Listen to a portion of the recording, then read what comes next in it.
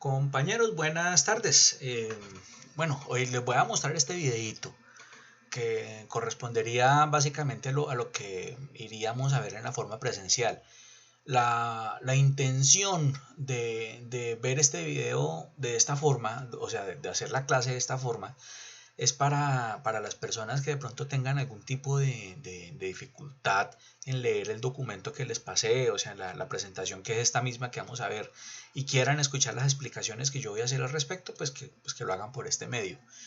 Cada tutoría va a tener un videito de estos con la presentación y un material de apoyo. Entonces, para que tengan en cuenta. Entonces, como les decía anteriormente, esta es la contingencia gracias a la vaina del COVID-19, pues estamos acá trabajando de esta forma. Espero sepamos aprovechar el momento.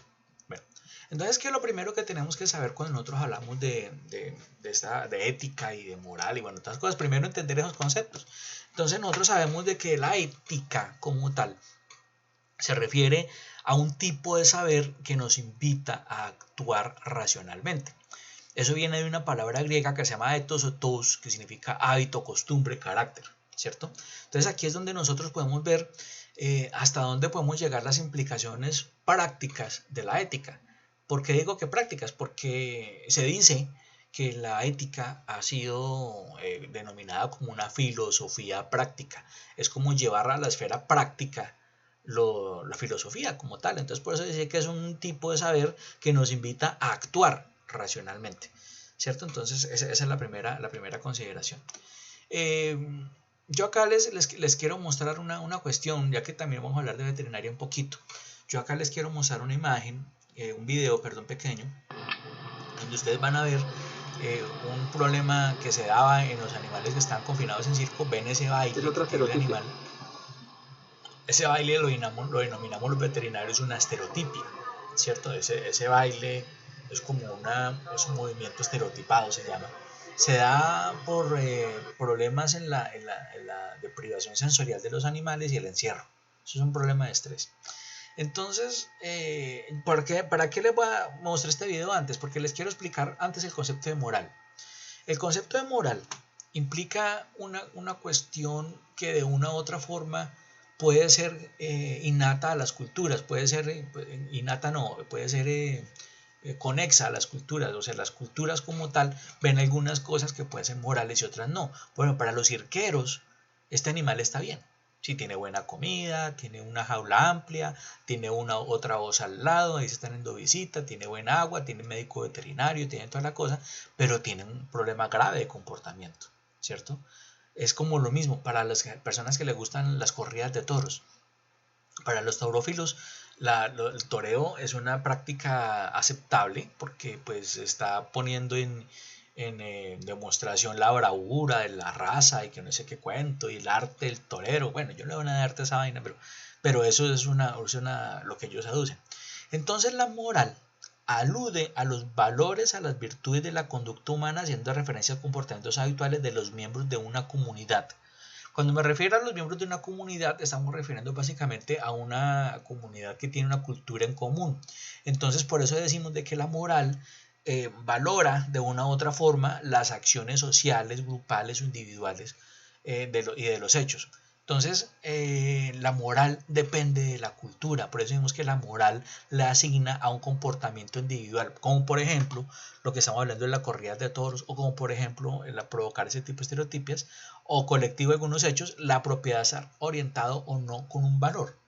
Entonces, en el caso del animalito del oso que está ahí en esa jaula, ¿qué valor estará orientado a mirar ahí? Entonces los invito a que en el muro del classroom o de tu aula, miraremos en cuál plataforma nos quedamos al fin, por favor hagan un comentario con respecto a esto, que expliquen por favor en estos comentarios lo que ustedes entienden por ética y lo que entienden por moral. Y entonces me ayuden como a diferenciar una cosita. Resulta que yo siempre he afirmado que la ética no es discutible, pero la moral sí. ¿Sí? O sea, la ética no es discutible, pero la moral sí. Por favor, hagamos esta reflexión en el grupo, o sea, en el muro del Classroom. Por favor, revísenlo ahí y por favor vamos a disertar un poquito sobre el tema. Yo doy puntos extra por estas participaciones, ¿no? Bueno, y entonces ya para lograr entender esto, pues no habíamos hablado de valores. Resulta que los valores son particulares a cada cultura. Entonces lo que estamos hablando ahorita hace un rato, los valores de una u otra forma nos pueden ayudar a determinar o como a entender una cantidad de cosas que nosotros podemos lograr ser. Pero eso depende mucho de las valoraciones que nosotros hagamos de la naturaleza. Por ejemplo, yo en este árbol coloco una cantidad de valores que pueden ser importantes para las comunidades, como la experiencia, la puntualidad, el profesor. Todas esas cosas que están mirando en ese árbol se pueden medir de una u otra forma, ¿no? Y nos ayudan a darle solidez a unos comportamientos que nosotros podemos considerar morales, ¿cierto? Entonces, por eso mismo. Bueno, ya entendiendo esos conceptos de ética, moral, acuérdense que tenemos una tareita, ¿cierto? Que no quiera participar, pues no tiene puntos extra, pero ahí yo regalo puntos por eso. Depende de la calidad de la participación, ¿no? O sea, para decir hola no tiene puntos. Bueno, entonces seguimos. Bueno, entonces ahora sí empecemos a hablar de los diferentes corrientes filosóficas importantes. Entonces vamos a empezar hablando de los griegos como tal. Los griegos plantearon una escuela que se basaba en lo que llamaban sofistas. Los sofistas eran de esos maestros que iban de pueblo en pueblo, ellos le llamaban polis a sus pueblos, ¿cierto? Ellos iban de pueblo en pueblo contando historias, y esas historias que ellos contaban, pues obviamente tenían mucho que ver con la realidad de la situación local, entonces eran como lo que llaman el chisme de un lado a otro y hacían una cantidad de situaciones bien interesantes.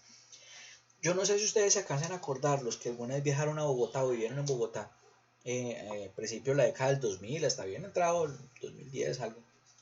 Ahí se hacían en el Parque Lourdes en Bogotá unos señores que empezaban a contar cuentos. Entonces ellos llegaban y comenzaban a decir cuento, cuento, comenzaban a gritar por todo el Parque Lourdes. Entonces la gente ya sabía, más o menos por el tipo 4:30, 5 de la tarde llegaba esta gente a hacer eso. Entonces llegaba esta gente y comenzaban a decir cuento, cuento. Entonces bueno, entonces llegaba la gente, se comenzaba a remolinar ahí al lado de las escaleritas de la iglesia, costado izquierdo, y ahí se ponían a contar. Entonces la gente pues se los escuchaba y todo el cuento. Y luego ellos pasaban la mochilita y recogían monedas, ¿sí? A los sofistas les pasaba exactamente igual. Ellos vivían lo que la gente les daba. Obviamente pues también hacían esas tertulias o esos aforismos filosóficos también en sitios donde las personas que tenían plata les pagaban a ellos. Era como un estatus, un símbolo de estatus, contratar a un filósofo de esos para que fuera a la carreta a la casa de uno, ¿no? Gente era muy loca. Entonces, de esos filósofos chéveres de esa época, yo no voy a nombrarlos a todos porque son muchos. Voy a nombrar los más importantes. Yo tengo acá Protágoras. Protágoras era un personaje que era experto en una vaina que se llamaba retórica. La retórica consiste pues en hacer juegos de palabras con el fin de lograr entender una situación. Entonces, él decía una frase, eso es una de las frases tantas que él decía, el hombre es la medida de todas las cosas, de las que son en aquello que son y de las que no son en aquello que no son. Entonces él se paraba en la palestra, que era esa piedra donde tenían ahí, donde ellos se paraban como a dar su discurso, su carreta. Decía, el hombre es la medida de todas las cosas, de las que son en aquello que son y de las que no son en aquello que son. Se callaba, volvía a repetir otra vez la frase, el hombre es la medida, tra. Entonces la gente comenzaba como a preguntar, ¿no? Cuando pasaba eso, él explicaba, la medida, donde dice que el hombre es la medida, era la norma de juicio y todas las cosas eran las experiencias que tenía la persona en general. Eso dio origen al concepto del homo mensura, o sea, que el hombre es la medida, el concepto de medida, y de él depende toda la moral. Bueno, otro filósofo muy importante en esa época fue el famoso señor Sócrates. Sócrates fue un señor que de una u otra forma tuvo un acto de rebeldía bastante interesante con el pueblo donde él vivía, con el gobierno del pueblo donde él vivía, porque de una u otra forma a él lo condenaron por expresar lo que sentía, ¿cierto? Él decía que si a él lo condenan a vivir cicuta por enseñarle a haber pensado a los jóvenes, ¿cierto? Porque él tenía sus estudiantes y pues obviamente él tenía como su cuento ya pedagógico armado. Entonces él no tenía por qué retractarse si la verdad se encontraba por sí misma. O sea, él no le estaba enseñando nada, decía él. Y él inclusive decía que si le daban tiempito, él podía defenderse, pero no le dieron tiempo suficiente.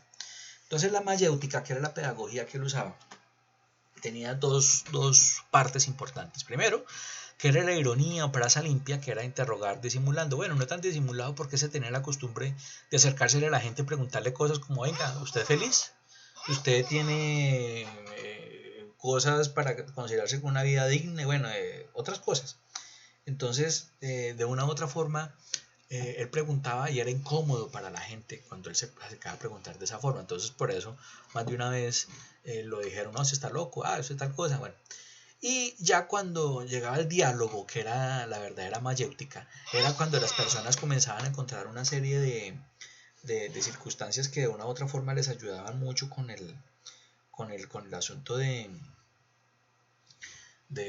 pensar en la respuesta de cómo iba a ser. Entonces era cuando al final podía uno discernir aparte de todo eso que pensaba. Entonces la verdad nunca era absoluta, dependía de la construcción mental que usted hacía. Entonces por eso él decía, yo por qué le voy a decir a esta gente que no piense, o sea, que si la verdad la encontraron ellos mismos, o sea, yo no les enseñé nada, ¿cierto? Entonces eso fue una cosa. Bueno, a continuación les voy a dejar, no les voy a poner el video, porque ustedes ya tienen el link en la cosa de herramientas, en la caja de herramientas, perdón.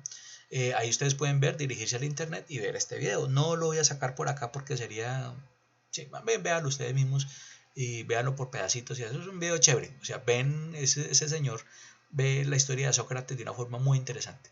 Les sugiero que lo vean. Dentro de los sofistas también tenemos a Platón. Resulta que Platón fue de los grandes discípulos de Sócrates. Platón fundó la academia y escribió muchos textos, entre ellos los 36 diálogos platónicos, que eran como la compilación del pensamiento de Sócrates. Hay una cosa muy particular que hablaban de Platón. Platón era una persona totalmente diferente a Sócrates en muchas cosas. Era una persona como más paumada, era más calculador, era como más, pensaba más en otro tipo de cosas. Y resulta que la familia de Platón era una familia pues medianamente acomodada. Entonces cuando el chino terminó sus estudios con don Sócrates, cuando murió, entonces el Platón ya tenía cierto bagaje, ya tenía cierta cancha. Entonces la familia le dijo, venga, usted que le gusta filosofar, pues enséñale a la gente, entonces coja esta casita que no estamos haciendo nada y meta a la gente ahí para que haga su academia. Entonces él fundó la academia, que era un sitio físico en el cual la gente podía ir a aprender de diferentes maestros, entre ellos Platón. Yo no sé si ustedes sabían, por ejemplo, Aristóteles fue alumno de Platón y también trabajó en la academia, ¿no? Entonces, bueno, los momentos platónicos son dos básicamente también, igual que Sócrates. Sócrates, acuérdense que tenía también dos momentos en su pedagogía.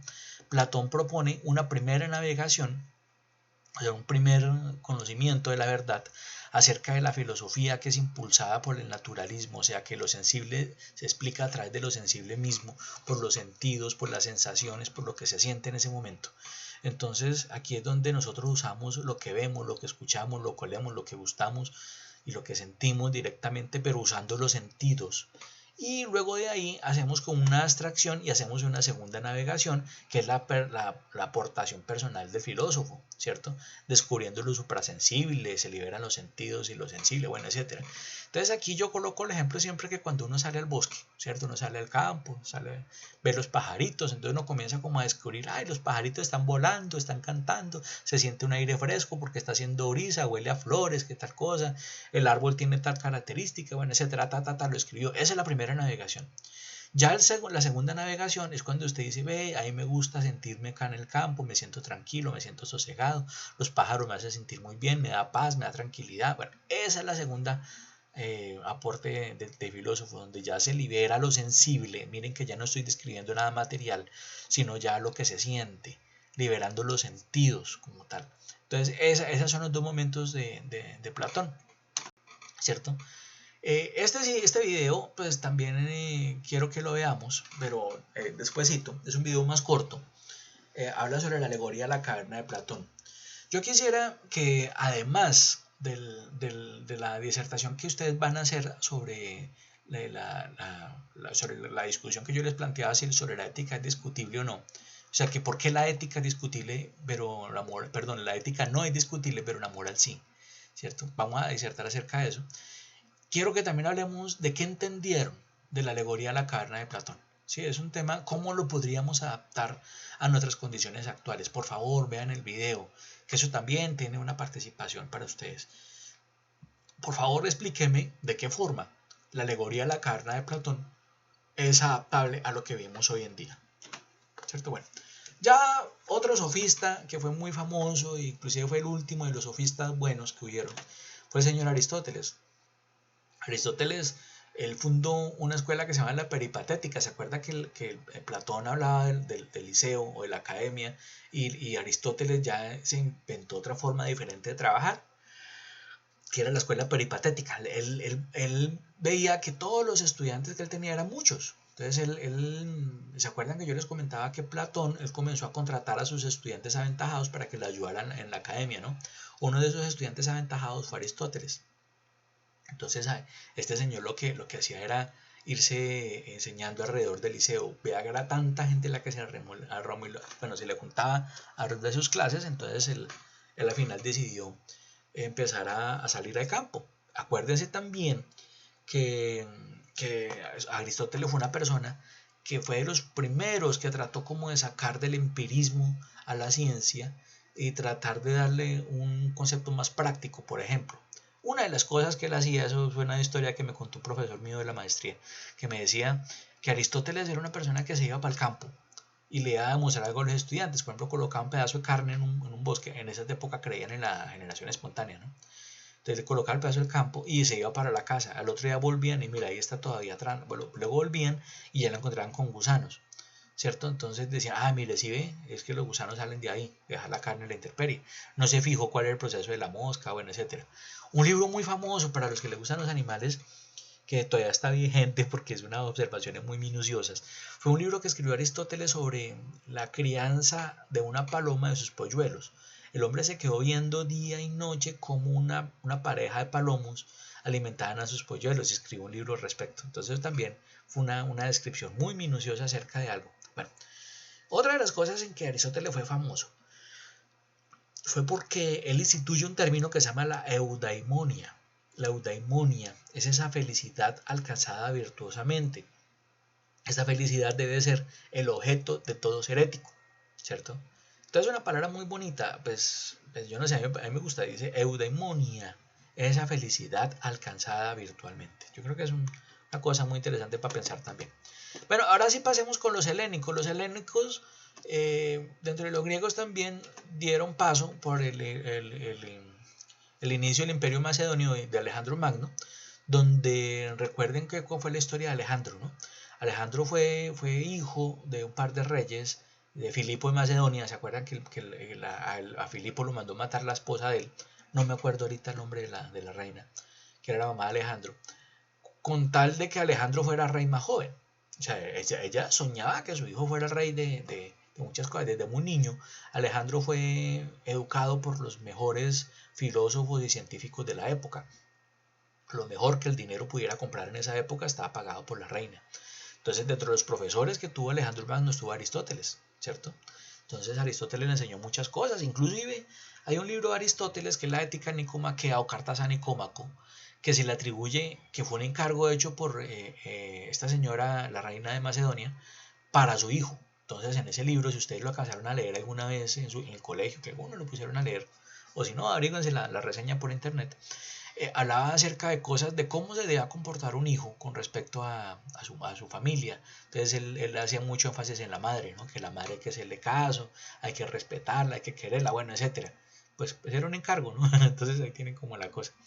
El imperio de Alejandro Magno creó diferentes tipos de ciudades-estado, donde ya se eliminaron las fronteras culturales que había entre los diferentes países y se montaron diferentes Alejandrías. Ustedes ven en este mapa una cantidad de sitios que empezaron a nombrar diferentes sitios como Alejandrías.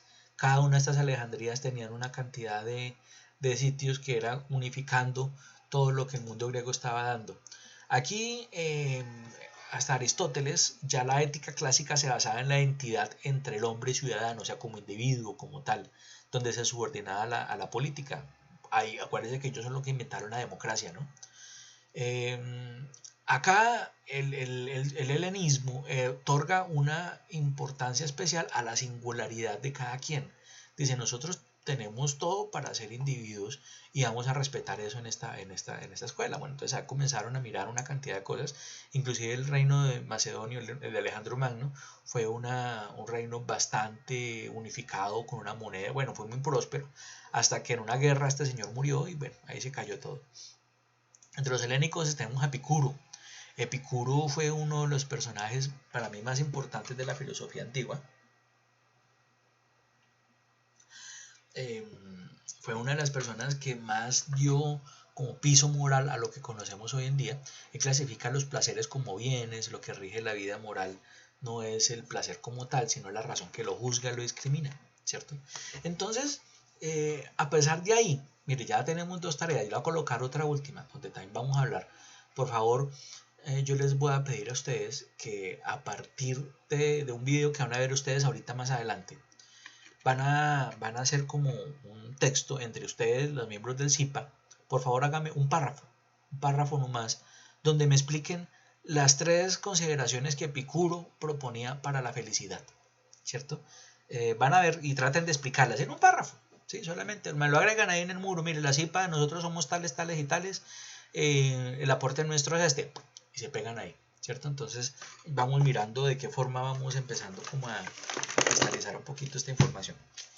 Entonces, como les decía, eh, Epicuro fue una persona que si hubiera nacido en el siglo XX hubiera sido muy exitoso. Entonces, es algo que debemos también que entender, que la filosofía tiene muchas cosas importantes. Bueno, Epicuro decía que el verdadero placer consiste en la ausencia del dolor corporal, ¿cierto?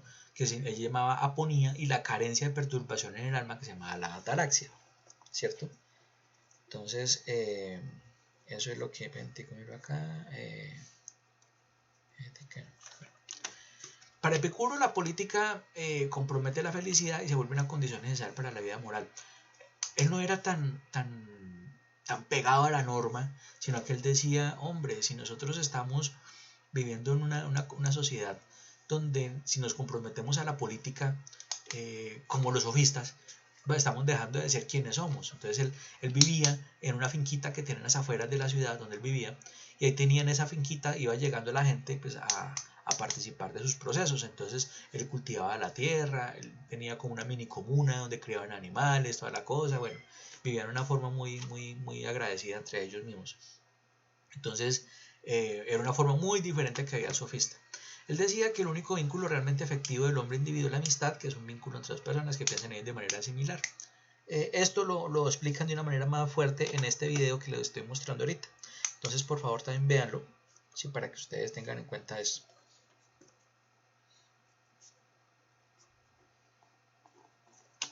Bueno, y ya dentro de estos helenistas también hay otra cuestión bien importante, que son los estoicos. Los estoicos eran personas que vivían de una forma bastante frugal. Ellos no hablaban de las procesiones como algo interesante para ellos. Ellos decían que de las pasiones depende la infelicidad del ser humano. Entonces ellos promovían una cuestión que era la apatía estoica. La apatía consiste, ellos decían que las pasiones eran como las obsesiones o las cosas que obsesionaban al ser humano, que no lo dejaban ser feliz. Entonces esas pasiones, esas obsesiones se eliminaban de todo eso, como la obsesión por el dinero, por conseguir cosas, por lo material. Entonces vivían como lo muestra esta imagen, un poquito exagerada, ellos no vivían así, pero esa era la visión que ellos tenían en esa época, ¿no? Entonces eso es más o menos lo que hablaban de los estoicos. De los grandes estoicos está Zenón de Lea, que él fue el creador de la escuela estoica. Era una persona que él siempre trataba de promover un pensamiento que era la oikeiosis, que significaba que todo debía apropiarse de sí mismo, conservarse a sí mismo, que nosotros teníamos que cuidarnos a sí mismos para poder crecer como personas y como comunidad. Ellos hablaban que es natural para el hombre la naturaleza racional, y por ello se manifiesta el logos, y que el mal se manifiesta con la ausencia del logos. Entonces el bien moral es aquello que incrementa el logos y el mal aquello que lo perjudica. Ahí explico de otra forma. Más adelante, yo quiero que ustedes también tengan en cuenta que cuando nosotros hablamos de ética, también estamos hablando obviamente de la parte espiritual de las comunidades. Lo digo porque vamos a empezar a hablar de las éticas cristianas más adelante. Entonces acá explico una cosa que ustedes tienen que tener en cuenta acerca de las, de las religiones como tal. Todas las religiones, todas, absolutamente todas, epistemológicamente tienen tres fundamentos, tres divisiones principales. Una que es el mito, la ética y el rito, ¿cierto? Yo voy a explicar ahorita cada una de ellas así despacito. Entonces nosotros decimos, yo les propongo acá algo, mire, cuando nosotros hablamos de comunidades indígenas, dicen, es que ellos no tienen religión, no, ellos tienen su espiritualidad, que pues obviamente tienen su forma de ver el mundo y sus hermanitos menores y sus espíritus también entran a jugar acá. Entonces, por ejemplo, en este caso, yo acá les coloco un ejemplo, la portada de un libro que los indígenas Tamanasa, de Resguardo Paniquita, eso queda en Rivera Huila, ellos contaban cómo su mito de origen, cómo nacieron ellos, de dónde nacieron, y toda la cosa, todo el mito y la ética y el rito que tienen que ver ahí, como en ese libro que fueron dibujado por niños, es un trabajo del colegio de ellos allá, en el resguardo tienen una escuela, entonces es una cosa muy interesante que los niños de chiquitos están ya trabajando en ese tema. Bueno, el mito existe como una forma de tratar de explicar al mundo. Recuerden que todas las religiones tienen un mito de origen. Mire, para los católicos y cristianos el mito de origen está en la Biblia, que dicen que Dios creó la tierra, bueno, primero creó tal cosa, bueno, no soy católico, entonces no recuerdo qué dice ahí, pero es un mito de origen, ¿cierto? Todas las comunidades ancestrales o no ancestrales tienen un mito de origen también. Los musulmanes en su Corán tienen un mito de origen muy similar al de los judeocristianos, que creo que los judíos también piensan de una manera muy similar también. Entonces, hombre, cada comunidad tiene su forma de verla. Acá yo les explico, por ejemplo, en el caso de Bachué, ¿cierto? Bachué es esa diosa que llegó y bajó del cielo, que tal cosa, que era amiga de los animales, tal cosa, por medio de su nacimiento, ella dio a luz a su hijo Bochica, que Bochica le enseñó la agricultura, bueno, una cantidad de cosas alomuiscas. Entonces, ese es el mito de origen de ellos, ¿cierto? Entonces, el mito puede también explicar lo inexplicable, por ejemplo, de dónde salen los truenos, de dónde salió la montaña, de dónde salió el río, ¿cierto? Puede dar también lecciones sobre la moral o los intereses de la gente de la época, qué está bien, qué está mal hacer, por qué lo debemos hacer de esta forma, por qué no así. Puede dar lecciones sobre las raíces más básicas de la naturaleza humana, por ejemplo, por qué la venganza no es una cosa buena, porque, bueno, etcétera. Y trata como de orientar a las comunidades en una cantidad de cosas espirituales también. La ética, ya decimos que nos ofrece una forma o varias de ver el mundo de una forma diferente. Entonces acá ya hablamos de que implica una forma de comportamiento de acuerdo con unas reglas que se establecen dentro de esta religión. Dice que acá empezamos a reconocer lo que está bien y lo que está mal, ¿cierto? Entonces, aunque nosotros sabemos de que eso es relativo, ¿no? Pero miren, por ejemplo, yo los invito a que hagan una comparación. Los que son católicos, cristianos, revisen su Biblia, los 10 mandamientos, ¿cierto? Los que no son católicos o cristianos, revisen otros mandamientos de otras religiones. A mí me gusta colocar el ejemplo de los satanistas. No soy satanista, pero ellos tienen 11 mandamientos que son muy coherentes, inclusive más que los católicos. Bueno, revísenlos, así como para que salgan como de la duda. Los 11 mandamientos de la iglesia satánica de Anthony LaVey. Se lo buscan inclusive por Wikipedia, lo encuentran. Y compárenlos con los de la iglesia católica. No les estoy diciendo que se volteen por un lado para el otro, no, olvídense. Simplemente estoy comparando entre diferentes religiones cómo es esta ética. Miren, por ejemplo, que también los musulmanes también tienen unos códigos éticos con unos mandamientos como tal. También los budistas, ellos al no tener una deidad espiritual, también tienen una serie de comportamientos, bueno, basados en la compasión. Esas son otras cosas que más adelante ustedes van a discernir por ustedes mismos. Entonces por eso decimos de que aquella afirmación de lo que es bueno o es malo es relativo, ¿cierto? Eso depende de muchos factores como la formación cultural, religiosa, los valores mismos, la moral, ¿cierto? ¿Se acuerdan lo que hablamos al principio de la moral? Y el rito, como tal, existen para asegurar que los procesos se hagan de acuerdo a unos principios. Estos principios generalmente son principios espirituales o algo no tan espiritual. Entonces el rito depende del mito, porque en él se fundamenta, ¿no? Y tiene involucrada una ética. Por ejemplo, al rito no puede llegar todo el mundo, ¿cierto? Si no se cumplen unas condiciones éticas. Por ejemplo, en la Iglesia Católica se dice que usted antes de recibir un sacramento tiene que confesarse para librarse del pecado, ¿cierto? Entonces, eso por ejemplo es un ejemplo, ¿cierto? Usted antes de llegar a casarse o llegar a tener una confirmación, primera comunión, tiene que confesarse porque está haciendo parte de una expiación de esos pecados que por ética lo hicieron mal, ¿cierto? Eso según la creencia. En este caso, yo coloco estas fotos de indígenas de diferentes tipos de ceremonias. Por ejemplo, arriba está Renato González, que es un chamán de acá cerca, ofreciendo ceremonia de yagé, ¿cierto? Eso tiene una estructura. La ceremonia de yagé tiene una estructura que él está explicando en ese momento cuando está hablando con la gente asistente. Qué debe hacer uno, qué pasa cuando usted le da maluquera, dónde queda el baño, bueno, todas esas cosas se está explicando ahí y cuál es la finalidad de la ceremonia. A la parte de abajo, otra ceremonia donde se tomó San Pedrito. El San Pedrito se toma de día, la ayahuasca de noche, y es una ceremonia donde las personas consumen el cactus, es un cactus, el San Pedrito es un cactus, y uno va hasta el otro día, es toda la tarde, toda la noche y parte de la mañana tomando cactus. Entonces también caía esta gente dormida todavía y no se ha terminado el ritual todavía. Es duro, es un ritual bastante duro, pero es muy liberador, es muy sabroso, es bien interesante.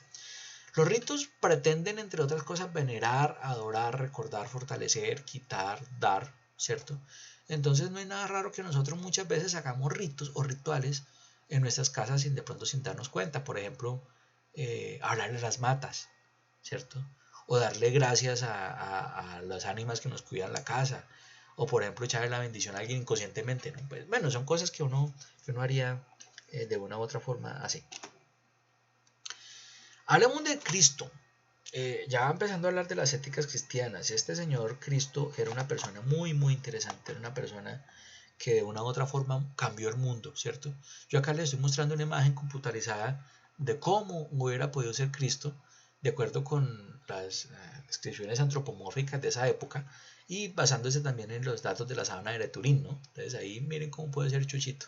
Era un hombre de una raza oscura, acuérdate que era israelita, ¿no? Entonces él no era blanco, mono ni azul, no. Era crespito, medio negrito. Así era Jesús. Entonces decían que este señor promueve una cosa muy importante que es la humildad, que es la principal virtud del cristiano. Él también fue considerado un gran filósofo como tal. Decían que las prescripciones morales de los cristianos se resumen en los mandamientos y la obediencia a Dios, ¿cierto? Entonces aquí es donde nosotros podemos también discernir que él ayudó a promover y a fundamentar una iglesia basada en esa obediencia. Igual, pues de una u otra forma el mensaje de Cristo se perdió, ¿no? Ya se tergiversó completamente, porque hoy en día no hay ni restos de lo que fue la iglesia que él quiso plantear. Decían que Dios, él mismo decía que Dios era un ser bueno, omnisciente, lo convierte en la mejor guía moral. Y acá yo les voy a contar una cosa muy chistosa que pasó ya en el siglo III. Bueno, en el concilio de Nicea, que fue en el 325 después de Cristo, los curas estaban preocupados porque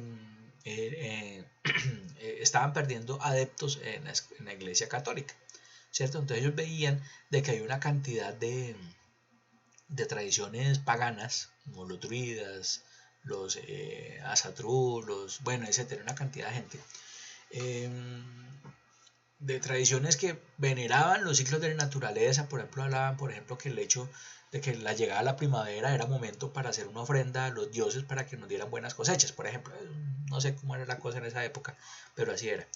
Entonces ellos veían de que esta gente, los campesinos sobre todo, empezaron a venerar más estas deidades que la iglesia católica, que acuérdense que ellos adquirieron un poder muy grande en esta época, ya creando monasterios y conventos y bueno, pasando todo al latín y la cosa.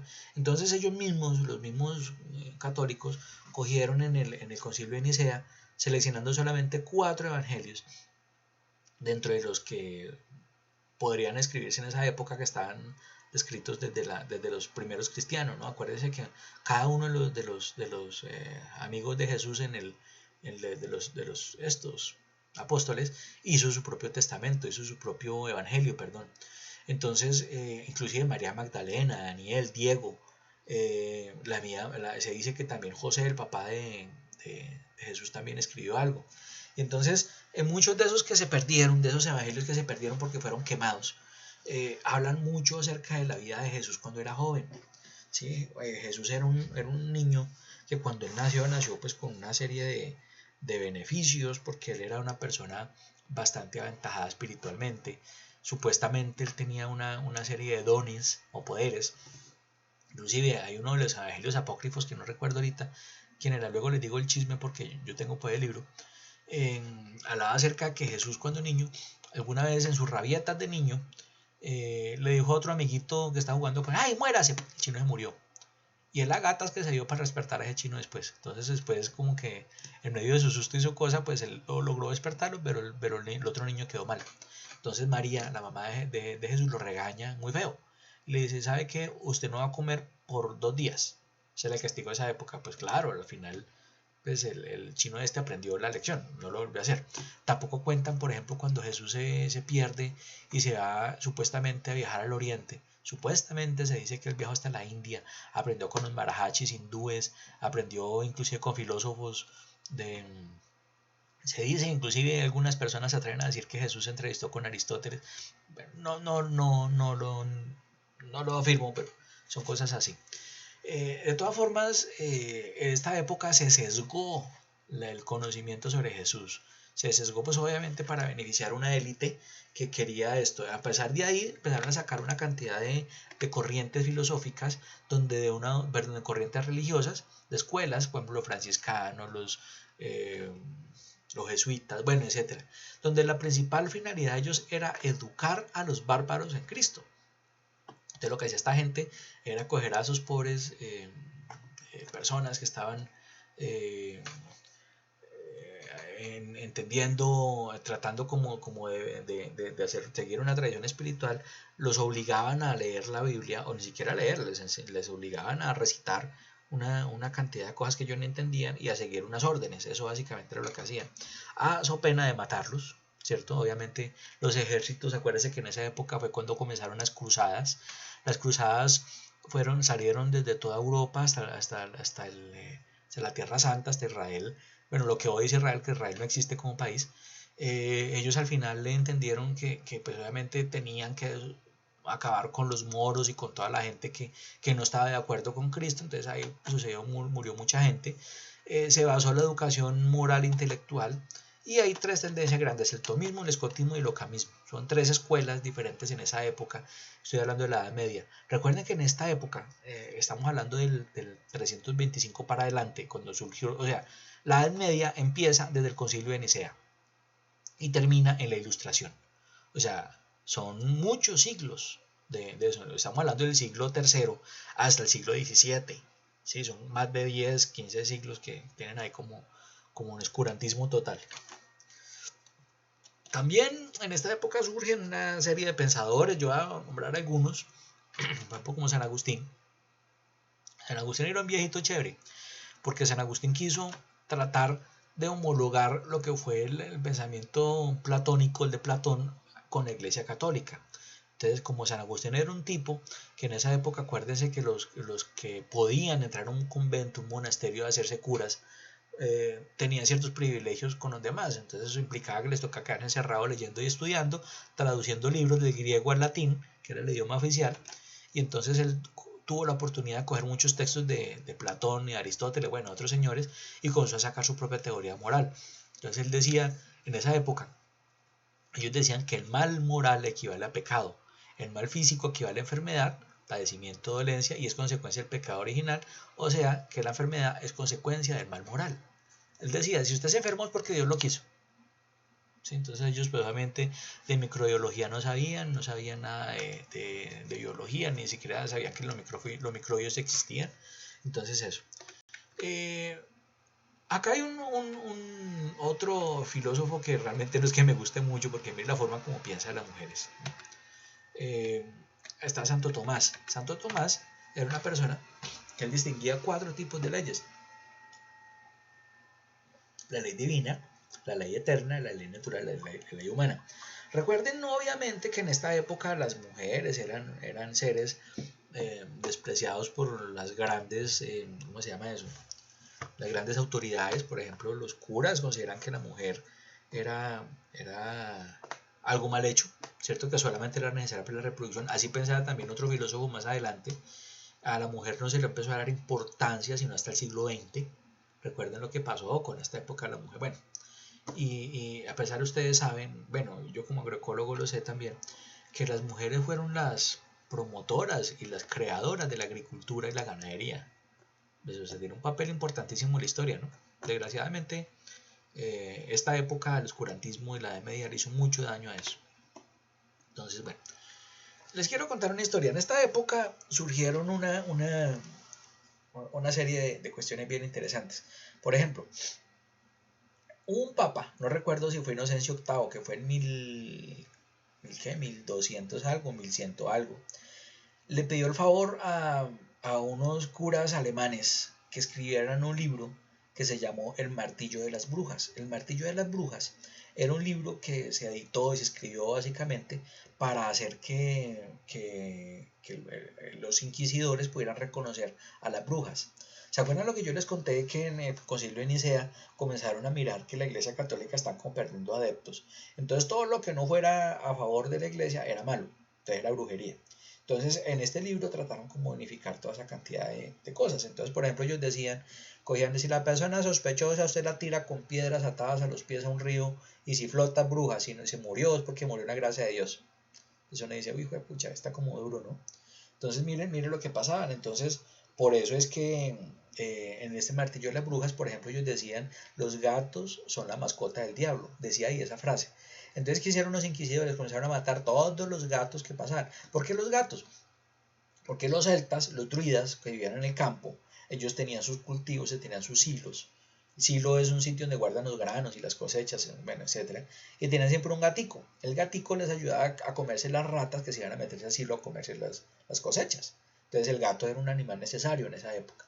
Pero entonces como veían de que esta gente que vivía en el campo tenía gatos, por la ignorancia obviamente, dijeron, no, estos como no creen en Dios, entonces vamos a decir que son satánicos, que son malos. Incluso revisen la imagen que tiene la iglesia católica del diablo, que es el man con cachos y cola. Y revisen quién fue Cernunnos para los celtas. Era un man con cachos y cola, ¿cierto? Entonces, y Cernunnos era el dios protector del bosque y los animales del monte. Entonces, de malo no tenía nada ese man. Entonces, mire los faunos, los sátiros eran seres elementales de la naturaleza que esta gente creía en ellos, que tenían patas de cabra, unos cuernos incipientes y mantienen enamorando muchachas. Esa era la única maldad que ellos tenían. Entonces obviamente a la iglesia no le gustaba esto, inclusive no le gustaba la idea de que alguien sugiriera, incluso que Cristo hubiera tenido relaciones sexuales. Para ellos era no, ¿cómo le ocurre? No, no sé, Jesús, no. Pero, hombre, si desaparecieron el Evangelio de María Magdalena, que era donde hablaba verdaderamente cómo era la relación de ella con Jesús. Yo personalmente pienso que Jesús era una persona tan humana que hasta mujer tuvo. Y hasta, de pronto hasta los cuernos le puso el hombre, pero bueno, ya era una persona muy diferente. Y Jesús era una persona con mucho poder, era una persona muy política. ¿Ustedes cómo consideran de que una persona con este poder político, sin tener este poder político, pudiera entrar al mercado que tenían ahí los mercaderes enfrente de la sinagoga, ¿se acuerdan? Y llegó montado en su pollino, o sea, el pollino es un burro, ¿no? Llegó montado en su pollino, se bajó y berraco le tumbó todos los toldos a los comerciantes. Imagínense usted hacer eso hoy en día, o sea, poniendo las escalas hoy en día, llegar montado en un pollino es como llegar montado en un Mercedes-Benz. O sea, porque en esa época que tenía burro era porque tenía poder y tenía plata. Y llegar a enfrentarse a los mercaderes que eran protegidos por los cacaos del barrio, o sea, los duros del barrio.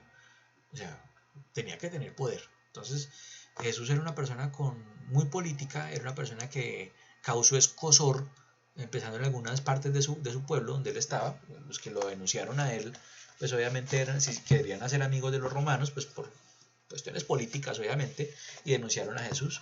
Y mire, Jesús murió traicionado, ¿cierto? Entonces, compañeros, si ustedes son católicos, son cristianos, o ustedes tengan la religión que tengan, por favor, sigan los preceptos morales de su fe. No se pongan a hablar mal de otras religiones y otras cosas porque, pues, hombres, no las conocen. Por ejemplo, algunos dicen, ay, es que los testigos de Jehová son una boleta porque es que mire que, hombre, ellos creen firmemente en eso y tienen su creencia justificada y para ellos está bien. que no falta el que de pronto acá sea musulmán, listo, también hombre, o sea, ¿por qué tenemos que denigrar de esas cosas? Y si no creen nada, pues listo, pues también tiene su forma. Todas las religiones, absolutamente todas, tienen como finalidad hacer que las personas sean mejores, hasta los satanistas, lean y verán. Entonces, bueno, pues básicamente era cuando queríamos hablar de religión eso. Ahorita, más adelante, para acá en 1700 y pico, aquí fue donde se acabó la famosa Edad Media. La Edad Media se terminó con la Ilustración, donde ya se empezó a colocar la razón humana a muy alto nivel. Decía que sin razón no hay evolución del ser y se eliminó la superstición y se endiosó el conocimiento y la razón. Aquí ya inclusive a la mujer se le dio un papel participativo un poco más alto, ya hayan pensadoras, ya inclusive no se castigaron cosas que antes los cristianos y los curas estos castigaban, como sodomía, el homosexualismo, por ejemplo, ya era permitido. Y ustedes sabían que, que Miguel Ángel, el pintor, él era gay. Si él era gay, inclusive se dice que la imagen esta del Cristo de Miguel Ángel era el novio de él. Sí, era un man muy bonito, así ojiverde, con mechudito rubio, lindo, el mancito, ¿para qué? Pero ese era el novio de Miguel Ángel. Y en esa época ya le dijeron, no, hágale, haga lo que quiera, usted es artista. Entonces, qué boda. Bueno, entonces eso se pretendió hacer acá, ya se empezaron a tratar de evolucionar en las ciencias como tal, en el derecho, en la biología, en la física. Esta fue la época en que ya la iglesia dejó de meterse tanto en la ciencia como tal y permitió que los científicos surgieran. En esta época estuvo Leonardo da Vinci, Donatello, Rafael, que le acabo de nombrar, Miguel Ángel, bueno, etcétera, una cantidad de personajes muy interesantes, Sartre, Descartes, bueno, una cantidad de gente muy interesante. Aquí en esta época, ya en 1700 y piola, sucedieron dos momentos muy especiales. Uno fue la Revolución Francesa, que fue que los franceses se mamaron de que la monarquía francesa esté atropellando tanto a su pueblo. Entonces, de una u otra forma, ellos se rebelaron. Cuando se rebelaron, hicieron un gobierno del pueblo, se tomaron la Bastilla, bueno, hicieron esta foto de la toma de la Bastilla, hicieron esta cuestión. Y también sucedió la famosa Revolución Industrial, donde empezaron a crearse máquinas de vapor que de una u otra forma acercaban y mejoraban la movilidad de las personas, empezaron a crear máquinas que en la industria empezaron a dar una cantidad de beneficios económicos y nació el capitalismo en esa época, acuérdense. Aquí en la Revolución Industrial es donde Adam Smith, que fue el creador del capitalismo, junto con Keynes, la teoría keynesiana, empezaron a hablar acerca del capitalismo. Acá hay una cosa que yo quiero hacer énfasis. ¿Cómo nos afecta esto a nosotros acá en América? Resulta que en esta época la Revolución Francesa fue también en la época en que en Latinoamérica estábamos liberándonos del yugo español. Acuérdense que en esta época Simón Bolívar y sus secuaces, digo secuaces porque el tipo era medio cafrecito, empezó también como a moverse. En esa época Antonio Nariño, él estaba estudiando en Francia Derecho porque su familia era una familia acomodada y lo mandó al muchacho a estudiar allá porque había cometido un error acá en la Nueva Granada y lo mandaron a estudiar para que no lo mataran. No estoy seguro, pero creo que el asunto fue que embarazó a la hija de alguien y le tocó volarse para no casarse. Cuando empezó esta guerra, la Revolución Francesa, él viajó nuevamente a Colombia. Todavía no se llamaba Colombia, ¿no? El reino de la Nueva Granada. Bueno, viajó por barco. En ese proceso se trajo una versión en francés de la Declaración de los Derechos del Hombre. Entonces, cuando Antonio Nariño llegó acá, desembarcó en Barranquilla, perdón, en Santa Marta, que ese era el puerto en esa época, llegó y se trajo una copia traducida de los derechos del hombre, que en todo ese viaje pues la tradujo, ¿no? En ese despache de ese señor viajando durante casi 8 meses en un barco, pues ¿qué se pone a hacer? Pues se puso a traducir esa vaina. La tradujo y para congraciarse con el nuevo gobierno de Simón Bolívar llegó y le dijo, venga señor don Simón, le tengo esta cuestión, le pasó la Declaración de los Derechos del Hombre, pues obviamente eso fue un hito histórico porque este señor con eso se basó para hacer una parte de su ideología libertaria, se basó en esto. También se basó mucho para atropellar a otros, por ejemplo, ¿se acuerdan de la masacre de Navidad en Pasto? Donde entró el ejército libertador y mató a mujeres, niños, bueno, una cantidad de gente, o lo que pasó en La Popa, que Antonio Nariño junto con Simón Bolívar cogieron a las monjitas del convento de La Popa, las violaron, las mataron para tener eso con punto salvador para que los españoles no se metieran por el mar. Bueno, son historias que a veces no se cuentan porque pues a la gente no les agrada saber que Simón Bolívar era un asesino, ¿no? Dentro de las éticas modernas, ya empezando otra vez a contar más en el siglo XVIII, el siglo XIX, hablemos rápidamente de David Hume, que él decía una frase, que los juicios morales se apoyan en la vida emocional y no en la razón. Los juicios morales dependen de los sentimientos y no de la razón. Entonces, esto de una u otra forma se justifica más en que muchas veces los juicios morales los basamos en lo que sentimos emocionalmente. Por ejemplo, yo les coloco un ejemplo de hoy en día. Si ustedes tienen una mascota y toca ponerla a dormir, o sea, toca hacerle eutanasia al animalito, su mascota que lleva 10 años con usted, pero está malita y toda la cosa, ¿ven ustedes que ahí entran en juego las emociones también? O sea, ya no se piensa tanto, no, mi perrito, qué tal cosa, no me pone a pensar ya más con la razón, sino él está sufriendo, tengo la posibilidad de que pare su sufrimiento, eso ya es razonar, ¿no? Entonces, tengo que hacer el procedimiento, vamos a ayudarle a que el animalito deje de sufrir y poner a aplicar la eutanasia. Ya es muy diferente hacer eso mismo en una persona. ¿Pilla? Bueno. Otro filósofo importante fue este señor que se llamaba Emmanuel Kant. Don Emmanuel, o Immanuel en alemán, él proponía tres cosas: el conocimiento, lo que debe hacerse y lo que puede esperarse, ¿cierto? Entonces, la filosofía de Kant era una filosofía muy basada en hechos, era muy pragmática, y en eso tenía tres elementos fundamentales, que era la crítica, la razón y pura. Luego, más adelante, cuando hablemos de ética y bioética, vamos a hablar un poquito cómo se transformó la teoría kantiana para lo que fue la bioética como tal. Y ya para terminar, quiero que por favor vean este video. Es uno de los filósofos importantes que yo quiero mostrarles y presentarles. Schopenhauer le decían el filósofo del amor. A pesar de que el viejito nadie lo quería, pobrecito, que era feo y verde y chinchoso y misógino y una cantidad de cosas. Pero el viejito escribió cosas muy interesantes. Entonces, ya para terminar, los quería dejar con este videito. Por favor, véanlo, ahí está el link. Igual, de todas formas, ustedes lo van a tener agregado en la caja de herramientas. Y por favor, recuerden que tenemos 3 tareas, ¿cierto? Por favor, devuélvanse en el video los que no pescaron las 3 tareas, que con esas 3 tareas yo voy a dar unos puntos extras en esta tutoría. Muchas gracias, muchachos. Recuerden la película, ya les expliqué cómo tienen que descargar la película para verla y cómo hacer la tarea. Nos vemos. Chao.